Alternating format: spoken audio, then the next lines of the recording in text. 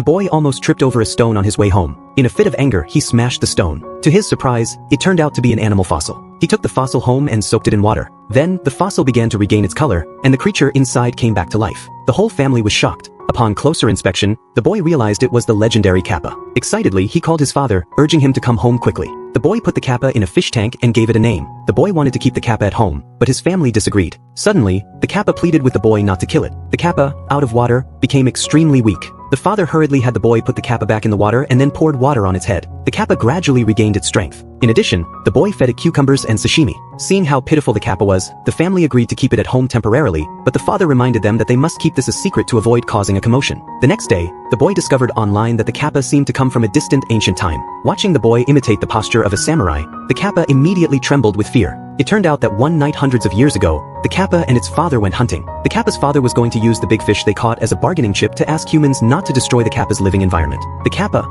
following its father's instructions, hid in the bushes. At that moment, two men walked over and soon encountered the kappa's father. At first, they were all very scared, but after seeing the kappa's father express friendliness, they relaxed. The kappa's father made his request, but the samurai suspected that the kappa's father had overheard his secret and killed it in front of the kappa. Just as the kappa was about to be killed, an earthquake suddenly struck. The kappa was buried in the ground and slowly turned into a fossil. It wasn't until the boy found it that it came back to life, which is why the kappa was so afraid of samurai. The boy comforted it, saying that there were no more samurai in the world today, and the kappa finally let out a sigh of relief. Under the careful care of the boy's family, the kappa gradually recovered. Their bond grew stronger, but the boy's younger sister still couldn't accept the kappa. The fully recovered kappa wanted to return to its old home, but the boy said that the outside world had changed a lot. To make the kappa understand all this, the boy put it in his school bag and walked through the city. Through the gaps, the kappa saw many things it couldn't understand, and the swamp where the kappa used to live had been filled in and houses were built on it. After returning home, the kappa became very sad because everything it was familiar with was gone. To cheer up the kappa, the whole family played with it. The kappa saw the boy's father drinking beer and said it wanted to try some too. So the father poured some beer on the kappa's head. The drunken kappa began to dance in a funny way, and the whole family was amused, including the sister who disliked the kappa.